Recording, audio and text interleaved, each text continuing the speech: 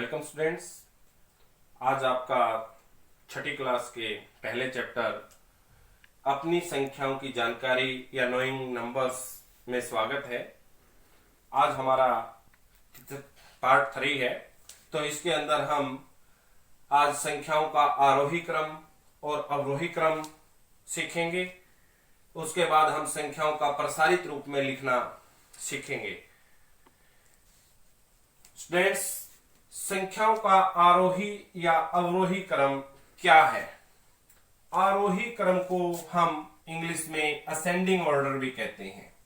Ascending order. और अवरोही क्रम को हम डिसेंडिंग ऑर्डर भी कहते हैं। Descending order. वास्तव में है क्या ये आरोही क्रम? आरोही क्रम स्टूडेंट्स, हमने पिछले लेक्चर में संख्याओं की तुलना करना सीखा था। तो अब आरोही क्रम में हमें वो संख्याओं की तुलना करना काम आएगा।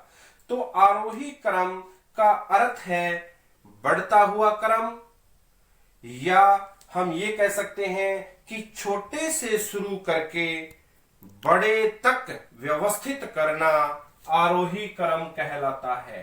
किसी संख्या का छोटे से शुरू करके बड़े तक व्यवस्थित करना आरोही क्रम या असेंडिंग ऑर्डर कहलाता है। ठीक उसी प्रकार अवरोही क्रम, अवरोही क्रम या डिसेंडिंग ऑर्डर, आरोही क्रम, अवरोही क्रम या डिसेंडिंग ऑर्डर।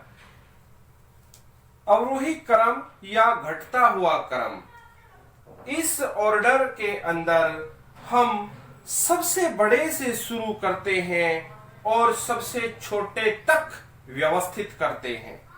सबसे पहले सबसे बड़ा, उसके बाद उससे छोटा और लास्ट में जाकर के सबसे छोटा। और इस तरह का जो ऑर्डर होता है उसको हम अवरोही क्रम या डिसेंडिंग ऑर्डर कहते हैं। आइए अब हम कुछ एग्जाम्पल लेते हैं, एक ग्रुप लेते हैं और उस ग्रुप को हम एक बार आरोही क्रम में रखेंगे और फिर अवरोही क्रम में रखेंगे। जैसे 847, 5260, 1925, 6310। इसको हमें आरोही क्रम में रखना है। हमें पता है आरोही क्रम, आरोही क्रम इसको हम बढ़ता हुआ क्रम भी कहते हैं। यानी इस क्रम को लिखते हुए सबसे पहले हम सबसे छोटी संख्या को लिखेंगे। अब हमें पता है इस ग्रुप में सबसे छोटी संख्या 847 है। उस 847 के बाद हमारी छोटी संख्या 1925 है। उसके बाद अगली संख्या 5260 है और लास्ट में जो सबसे बड़ी संख्या है इस ग्रुप की 6310 है। तो इस ग्रुप का आरोही क्रम ये हुआ, ये आपका आंसर है। इस ग्रुप को असेंडिंग ऑर्डर में हम इस प्रकार लिख सकते हैं। आइए एक एग्जाम्पल और लेते हैं जिसमें कि आरोही क्रम में लिखना सिखाते हैं। जैसे 9801,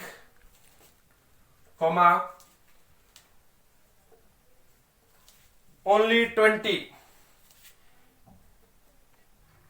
12820, 19,999। अब हम इस ग्रुप को आरोही क्रम या असेंडिंग ऑर्डर में लिखकर दिखाएंगे। हमें पता है आरोही क्रम या असेंडिंग ऑर्डर में सबसे पहले सबसे छोटा, यानी इस ग्रुप के अंदर इस समूह में सबसे छोटा 20 है। उसके बाद इस ग्रुप में 9801 आएगा, 9801। उसके बाद 12820, उसके बाद 19999। इस प्रकार हम इस ग्रुप को आरोही क्रम में लिख सकते हैं। अब मुझे लगता है कि आप आरोही क्रम से भली भांति परिचित हो चुके हो, तो अब हम आरोही क्रम की ओर बढ़ते हैं। आरोही क्रम वह क्रम होता है जिसमें सबसे पहले सबसे बड़ा और लास्ट में सबसे छोटा व्यवस्थित किया जाता है या रखा जाता है। जैसे ऊपर वाले एग्जाम्पल को ही लेते हैं। अब हम ऊपर वाले दोनों उदाहरणों को अवरोही क्रम में लिखेंगे, अवरोही क्रम या descending order, descending order, descending order. तो हम देखते हैं कि सबसे बड़ी संख्या ऊपर वाले में क्या है, 6310, 6310। उसके बाद 5260, 5260, और उसके बाद 1925, 1925, और सबसे छोटी संख्या ऊपर दिए गए ग्रुप में 847 है। तो इस प्रकार हम कह सकते हैं कि ऊपर जो एग्जाम्पल दिया था उसका अवरोही क्रम ये है और ये आपका आंसर है।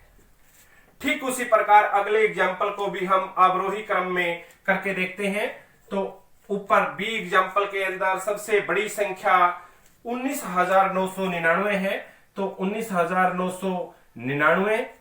उसके बाद आपका 12,820, 12,820, और उसके बाद 9,801, 9,801, और सबसे छोटी संख्या ऊपर दिए गए ग्रुप में 20 है। तो फिर लास्ट में सबसे छोटी संख्या आपकी आएगी, और ये ऊपर पार्ट बी का अवरोही क्रम ये हुआ, ये आपका आंसर है। अब आप आरोही क्रम और अवरोही क्रम से बड़ी अच्छी तरह परिचित हो। आपको मुझे विश्वास है, पूर्ण विश्वास है कि आप आराम से आरोही क्रम और अवरोही क्रम की किसी भी सीरीज को कर सकते हो।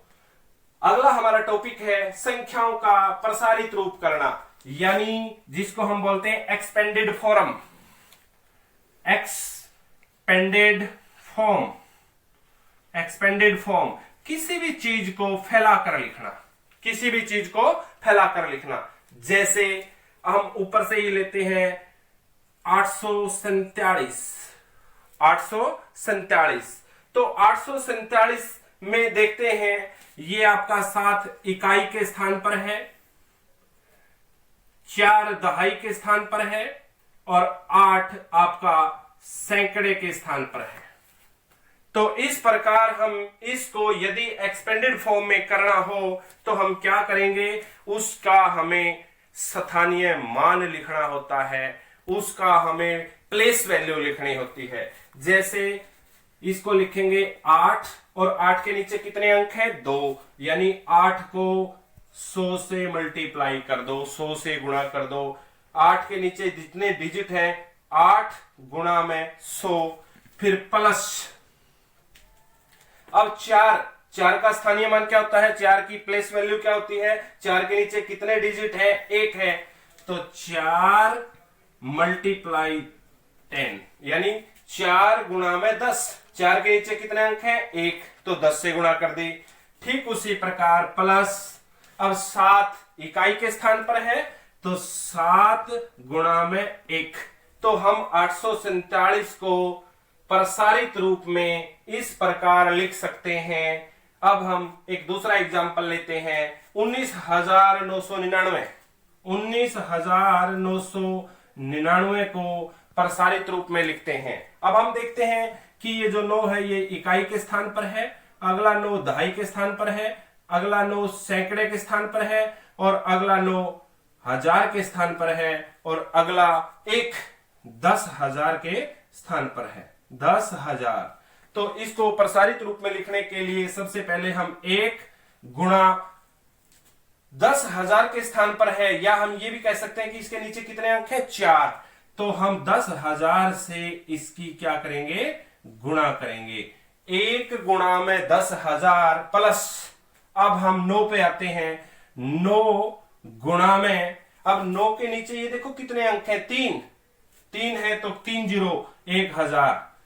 यानी वैसे भी हमें पता है 9 किसके स्थान पर है, हजार के स्थान पर है, इसलिए 9 गुणा में 1,000 प्लस अगला 9 कितने के स्थान पर है, सैकड़े के स्थान पर है, या हम ये भी कह सकते हैं कि पीछे 2 अंक बचे हुए हैं, तो 9 गुणा में 100 या सैकड़े के स्थान पर है, इसलिए भी 9 गुणा में 100 प्लस अगला 9 है जो वो दहाई के स्थान पर है, यानी 9 गुणा में 10 प्लस, और लास्ट में 9 जो इकाई के स्थान पर है, 9 गुणा में 1। इस प्रकार 19,999 का प्रसारित रूप या एक्सपेंडेड फॉर्म आपको नीचे दी गई है। इस प्रकार हम किसी का भी एक्सपेंडेड फॉर्म निकाल सकते हैं। जैसे हम एक छोटा सा उदाहरण और लेते हैं, जैसे अपने पास 20 है, 20 को यदि हम प्रसारित रूप में लिखना चाहें तो हमें देखेंगे इकाई के स्थान पर 0 है, दहाई के स्थान पर 2 है, तो इसकी एक्सपेंडेड फॉर्म क्या हुई, 2, और कितने के स्थान पर है, दहाई के स्थान पर, गुणा में 10, और पीछे कुछ बचा ही नहीं है, तो 2 गुणा में 10 इस 20 का प्रसारित रूप है। इस प्रकार हम छोटी से छोटी संख्या और बड़ी से बड़ी संख्या को प्रसारित रूप में लिख सकते हैं। आज आपके पार्ट 3 के लिए इतना ही।